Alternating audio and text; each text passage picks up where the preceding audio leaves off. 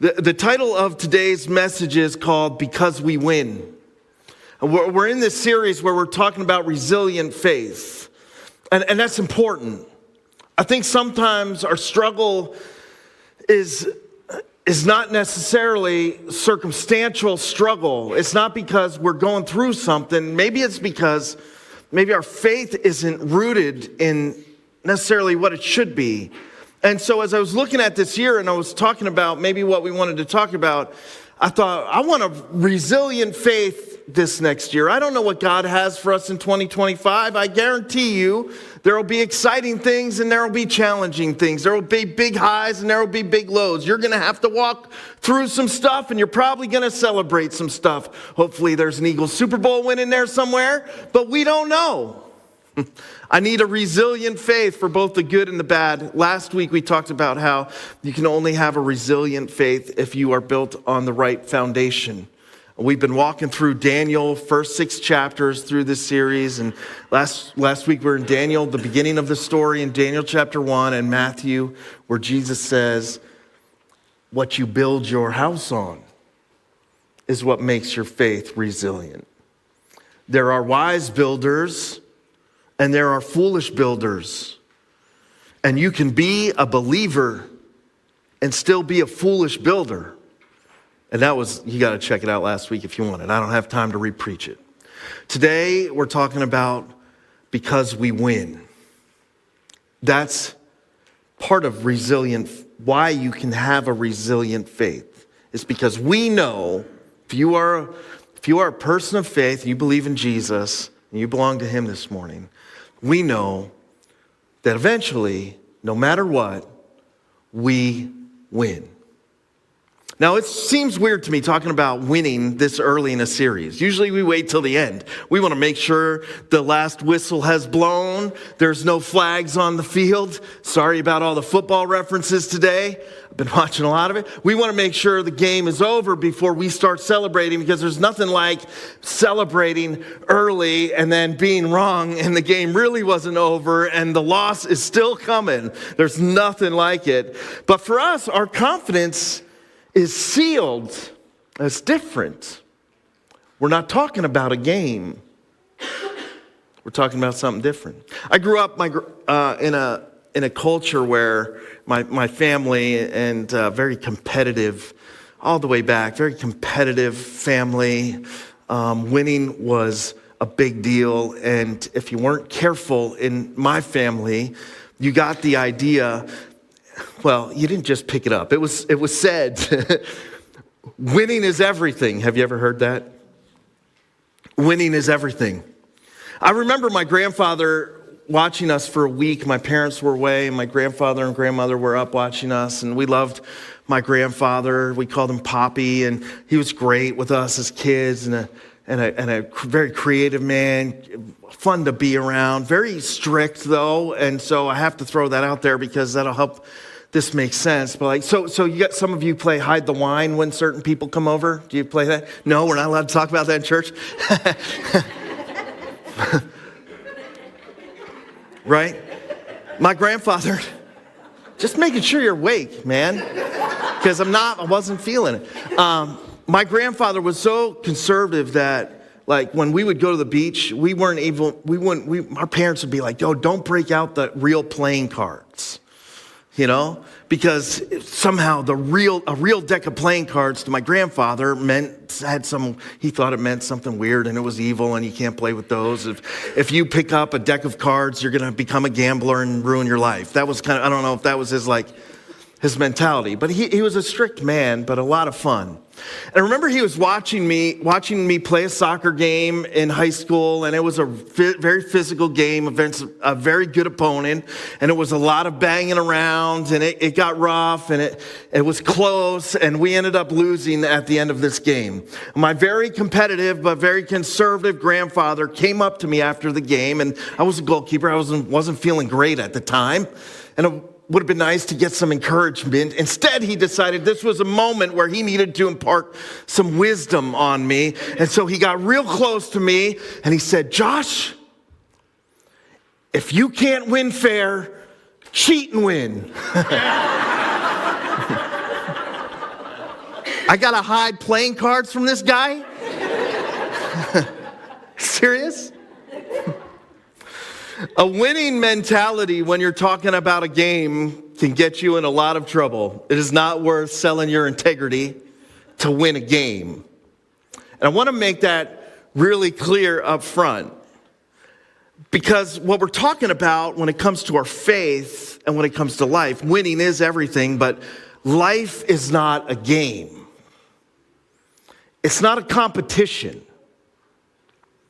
And I just want you to, people feel different ways about winning. There are people who are just like, winning is everything and super competitive. And then there are people that just don't even care. And there are people that make losing just part of their culture and they're okay with it. And there are people that just expect to win and stop doing the things that got them there. We got a weird relationship with winning and competition. And you just need to know that when I'm talking about winning today, your life is not a game. But it is a battle. And some of you feel that. You feel that battle raging, maybe even right now. In John chapter 10, Jesus said there's a thief who has come to steal and kill and destroy. And this thief is our enemy, and our enemy does not like you. He doesn't want to see you here. He doesn't want to see you growing. He doesn't want to see you living a life for Jesus. He doesn't want to see you stepping into your purpose. He doesn't want to see your marriage make it. He doesn't want to see you move from unhealthy to healthy. He doesn't want to see you free from whatever mental struggles you're dealing with. The enemy has come and tries to usher into your life destruction and utter defeat. Life is not a game, but you're in a battle. Ephesians chapter 6, it just lays it out like so clearly. It says, be strong in the Lord and in his mighty power. Put on the full armor of God so that you can take your stand against the devil's schemes. For our struggle is not against flesh and blood, but against the rulers and against the authorities and against the powers of this dark world and against the spiritual forces of evil in the heavenly realms. Therefore, put on the full armor of God so that when the day of evil comes, you may be able to stand your ground. I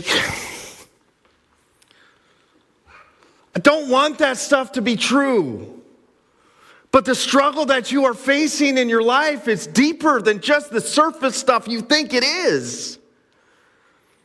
Whether we want to ignore it or not, whether we think it's true or we don't think it's true, whether we think it's just sort of some sort of like exaggeration in spiritual terms or not, it doesn't matter. The reality of our lives is that you are in the middle of a battle, whether you want to be or not, and that battle is for your soul. And that battle is for your heart. But the good news is, Jesus said that while there's an enemy who only wants your destruction, I have come that you may have life and not just some regular, mundane, barely getting by kind of life. He said, I have come that you may have life and that you may have it to the full. Winning isn't everything when you're talking about a game. But it is everything when you're talking about this. There's a lot of lessons in Daniel chapter 1 about winning. I can't read the whole thing because we just don't have time. If you go check out last week's sermon, it's super important to this whole series. It's the foundation of the series. It's the foundation of your life. You can go catch it online.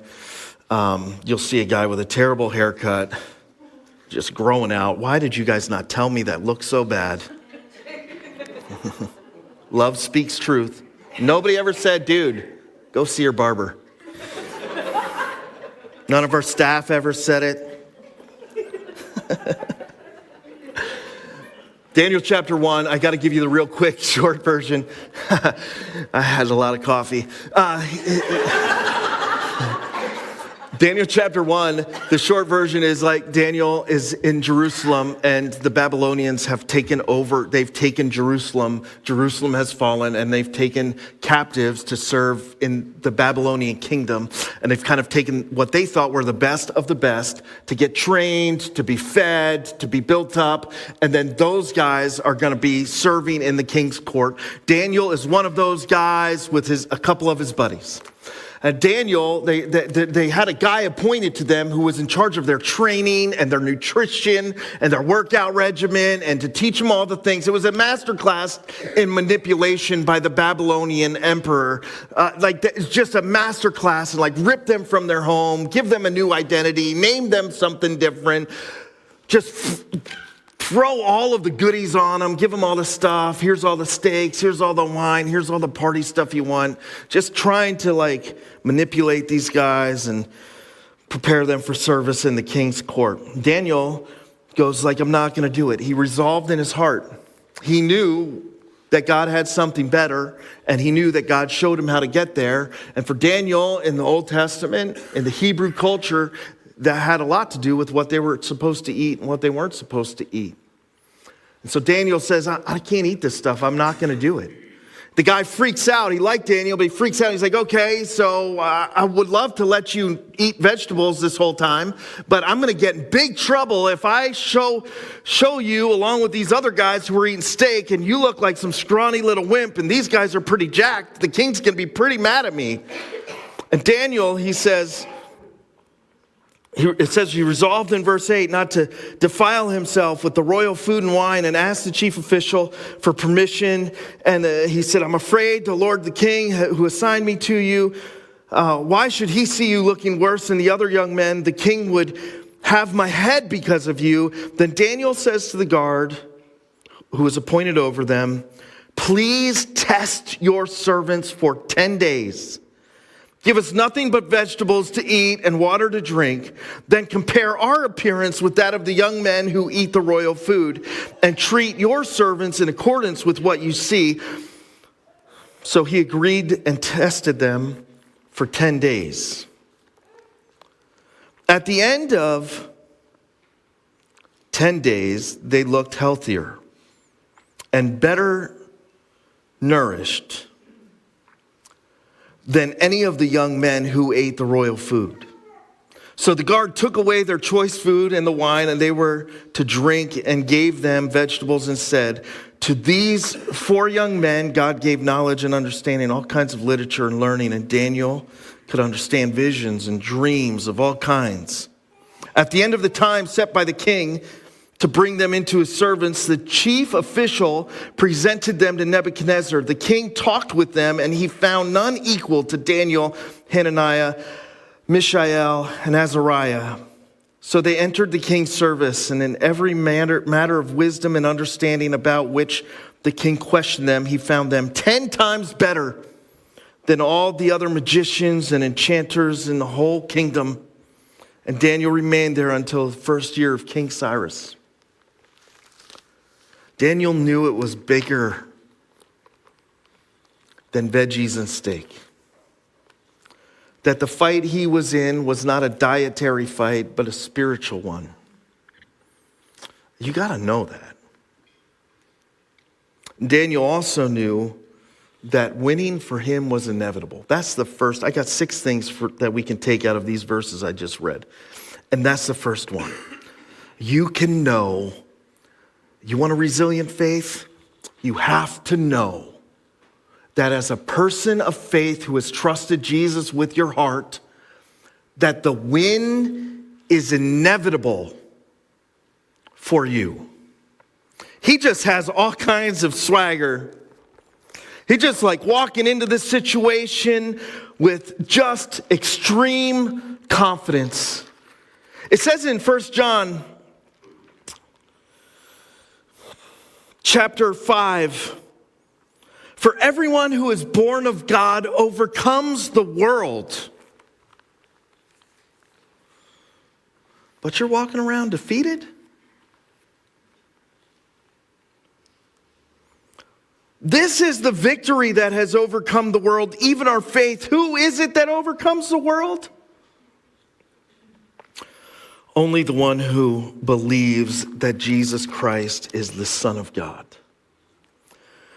Daniel knew who his God was, and so he knew that no matter what happened in this king, under this king in this foreign country, no matter what happens at work, no matter what happens in your marriage, no matter what happens in school this week as you're heading back to college, no matter what happens with that friend on Facebook who you feel like's talking trash about you, no matter what happens when that relationship you've invested the last 3 months of your life in and you thought he was the one or you thought she was the one, no matter what, should the world come crumbling down on you, no matter what the doctor says, for those who are in Christ Jesus, we overcome everything. And the win for you is inevitable. That's why we're talking about this up front instead of at the end. It's because some of you need your confidence back. You lost your swagger. You forgot who your God is. You forgot that you're his kid. His promises aren't ringing in your ear. All the lies are. And you have to know, you're not a loser. You're not defeated. You're not a failure. You are an overcomer. That's not fluff talk. That's what the Bible says your identity is. Need your confidence back?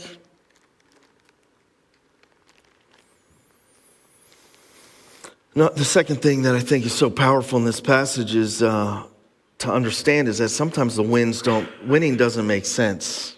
It doesn't make sense. This didn't look like how they would draw it up. They don't get to this win the way we would draw up getting to this win. We'd be like, you need some protein powder to go with those vegetables.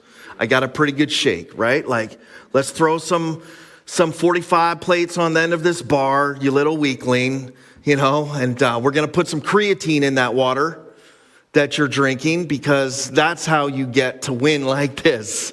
That's how we draw it. But the wins don't always make sense. They didn't make sense to the guards. If Daniel didn't understand what God had said for him to do, they wouldn't have made sense for Daniel. If you belong to Jesus but don't understand what God says for you to do, it won't make sense to you either. Our wins look different. I've seen people that on the outside have seemed to have suffered paralyzing defeats, and yet their hearts are filled with joy. I watched people I love walk through cancer and lose children. On the outside, there isn't a defeat that gets bigger than those kind of defeats, but yet still walk through that kind of grief with a lot of pain, but with victory in one of their hands. The wins don't make sense to the world, but when you understand God and what he says, and then all of a sudden, it doesn't even matter if anybody else gets it or not, you just know that eventually you will experience the victory that has already been won for you.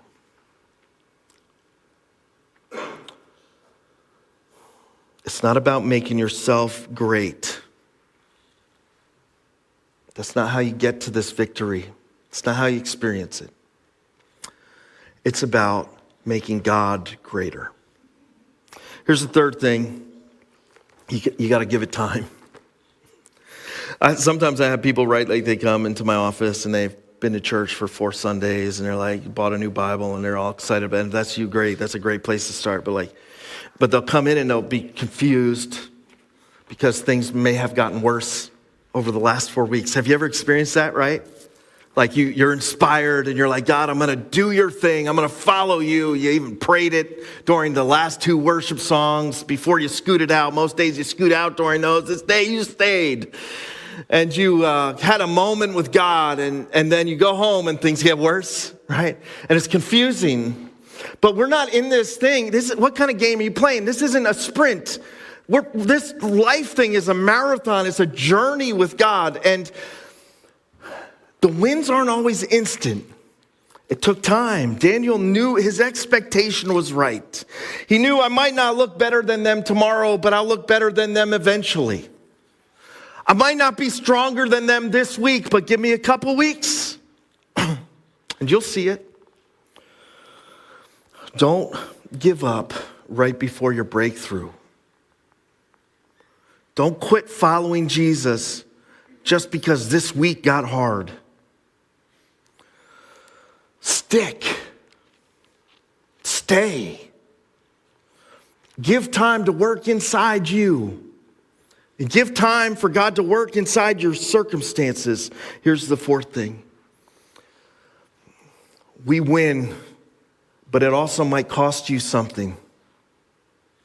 Now, Jesus paid all of it on the cross. But those steaks sure would have looked good day 8 after eating stinking broccoli for 7 days. I don't care how much you like vegetables. At some point, I'm like, I gotta bite into something that isn't steamed, right? Like, no, you disagree with me? And now I just offended all the vegetarians out there. I got no problem with that. I don't want to give up steak just to do the broccoli plan. You know? I don't want to give up. There are things that taste better than water. You fill in the blank. I'll take some Capri Suns, man. I steal them from my kids all the time. Yeah. But sometimes you got to give up what's good to get to what's greater. Maybe that's why you're stuck spiritually. I don't know. I just don't feel it anymore. I'm not getting anything out of it. Listen, that has nothing to do with the worship, the preaching, the books you stack on the table next to your bed. I forgot what the nightstand was called there for a minute. Maybe you're stuck spiritually because you are sacrificing the greater things God has for you because something feels good in a moment.